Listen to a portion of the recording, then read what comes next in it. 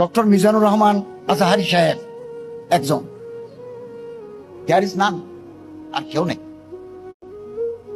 তো আমি তো আজহারি হতে পারি নাই, আপনি হতে পারেন নাই। তার কণ্ঠ, তার সলিলিত কণ্ঠস্বর এবং তার ঐন্দ্রজালিক বক্তৃতা, ভাষার দক্ষতা, উপমা উৎপ্রেক্ষার অভিনবত্ব, এটা তো আমার আপনার নাই। আমি তো সে পর্যায়ে পৌঁছতে পারি নাই। তখন আমার মনের মধ্যে একটা ব্যর্থতা যায়। এটা হচ্ছে মনোবৈজ্ঞানিক কারণ। কেন আমরা একজনের বিরুদ্ধে আরেকজনের কোচাকুচি করি, গুতগুতি করি, আমি বুঝতে পারি নাই। তো এই গ্লানি, ওই আমার মোবাইলে আসি, ওই মোবাইলে এগুলি টিপে টিপি করি।